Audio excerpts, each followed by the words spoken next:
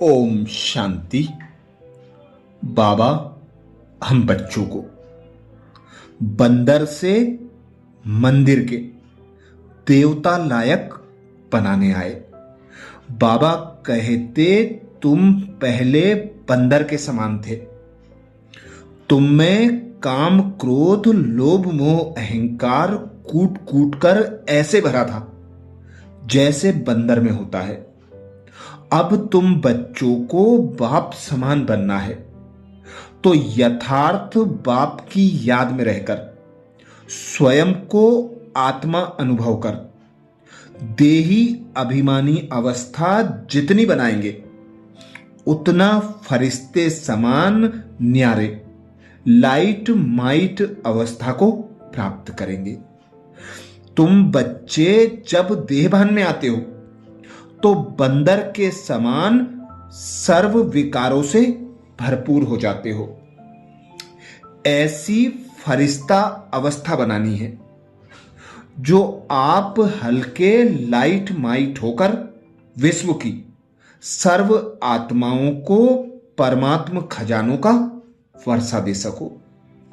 ऐसी फरिश्ते समान अवस्था में विघ्न दो चीजें बनती हैं, एक तो देहभान और दूसरा देह अभिमान। ज्ञान में जितना आगे बढ़ते जाते तो स्वयं के प्रति भी कभी कभी देहभान आ जाता है, अर्थात देह अभिमान आ जाता है। वह अभिमान नीचे गिराता है। देह अभिमान क्या आता है? जो भी कोई विशेषता है ना, उस विशेषता के कारण अभिमान रहता है। मैं कोई कम हूं, मेरा भाषण सबको पसंद आता है, मेरी सेवा का प्रभाव पड़ता है, कोई भी कला मेरी हैंडलिंग बहुत अच्छी है, मेरा कोर्स कराना बहुत अच्छा है, कोई ना कोई ज्ञान में आगे बढ़ने में, सेवा में आगे बढ़ने में यह अभिमान अपने प्रति आता और दूसरों के गुण या कला या विशेषताओं के प्रति प्यार हो जाता। लेकिन याद कौन आएगा? देहभान ही याद आएगा ना।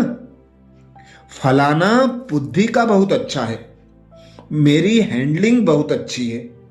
यह अभिमान सेवा व पुरुषार्थ में आगे बढ़ने वालों को अभिमान के रूप में आता है, तो यह भी चेक करना है। और अभिमान वाले को अभिमान है, इसको चेक करने का साधन है। अभिमान वाले को जरा भी कोई ने अपमान किया, उसके विचार का, उसकी राय का, उसकी कला का, उसकी हैंडलिंग का अपमान बहुत जल्दी महसूस होगा। और अपमान महसूस हुआ, उसकी और सूक्ष्म निशानी क्रोध का अंश पैदा होता है, रोग। उसकी और सूक्ष्म निशानी क्रोध का अंश पैदा होता है, रोग। यह फरिश्ता बनने नहीं देता। तो वर्तमान समय के हिसाब से बाप दादा फिर से इशारा दे रहा है, अपना संगम युग का लास्ट स्वरूप फरिश्ता अब जीवन में प्रत्यक्ष करो, अर्थात साकार में लाओ। फरिश्ता बनने से अशरीरी बनना बहुत सहज हो जाएगा।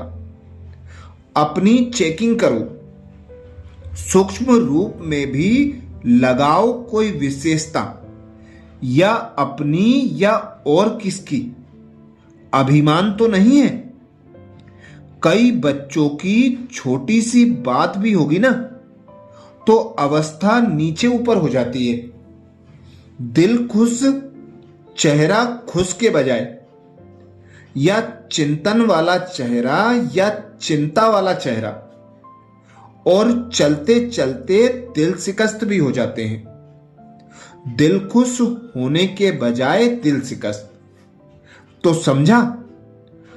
अब अपने संगम युग के लास्ट स्टेज फरिश्तेपन के संस्कारों को इमर्ज करो।